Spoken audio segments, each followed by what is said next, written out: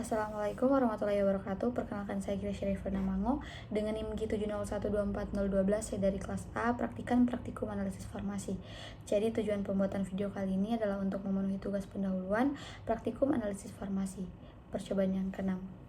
Jadi langsung saja pada yang pertama, apa itu presisi dalam analisis farmasi? Jadi presisi itu adalah suatu tingkat kedekatan hasil pengukuran yang dilakukan berulang kali terhadap sampel yang sama dalam kondisi tertentu. Jadi semakin dekat hasil pengukuran satu dengan yang lainnya itu, maka metode tersebut semakin presisi. Dalam analisis farmasi, presisi itu penting untuk memastikan pengujian obat itu tetap konsisten dan dapat dipercaya. Contohnya itu pada penetapan kadar paracetamol menggunakan spektrofotometri UV vis. Jika hasil pengukuran berturut-turutnya itu menunjukkan kadarnya hampir sama, maka metodenya itu memiliki presisi yang baik. Presisi itu dibedakan menjadi repeatability dan intermediate precision, yang dimana repeatability itu atau presisi intrahari itu dilakukan pada hari yang sama dengan alat analisis dan kondisi yang sama, sedangkan intermediate itu dilakukan dengan kondisi yang berbeda seperti hari berbeda, analisis berbeda, atau alat berbeda untuk melihat kestabilan metode analisis tersebut. Kita lanjut pada yang kedua, yaitu bagaimana cara menghitung standar defisiasi dan persen RSD, serta apa maksudnya. Jadi, standar defisiasi atau RSD itu digunakan untuk menunjukkan tingkat penyebaran data terhadap nilai rata-rata. Jadi, semakin kecil nilai SD, maka data semakin seragam, sedangkan persen relatif standar atau RSD itu digunakan untuk mengetahui tingkat variasi data terhadap rata-rata hasil pengukuran, yang dimana rumus persen RSD itu adalah standar defisiasi dibagi rata-rata kemudian dikalikan 100%. Sebagai contoh, hasil pengukuran kadar paracetamol diperoleh sebesar 99,5 mg, 100,05 mg, dan 100,5 mg, yang dimana nilai rata-ratanya adalah 100 mg dengan SD kecil, sehingga menghasilkan persen RSD yang rendah, di mana nilai persen RSD yang kecil itu menunjukkan metode memiliki presisi yang baik dan hasil pengukuran yang konsisten. Kita lanjut pada yang ketiga, apa itu akurasi dan bagaimana metode penambahan baku.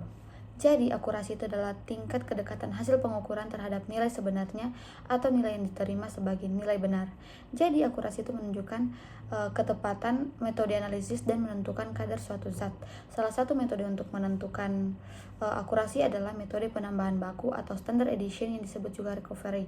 Pada metode ini, sejumlah standar paracetamol dengan konsentrasi tertentu ditambahkan ke dalam suatu sampel, kemudian dilakukan pengukuran kembali menggunakan spektrofotometri UV vis. Jadi, jika hasil pengukurannya mendekati kadar yang sebenarnya, maka metode tersebut itu memiliki akurasi yang baik.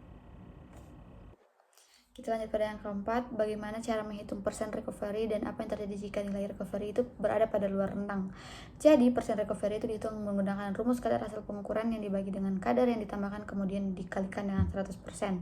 Sebagai contoh, jika ditambahkan standar paracetamol sebanyak 20 mg dan hasil pengukuran menunjukkan 19,8 mg, maka persen recovery yang diperoleh adalah 99%.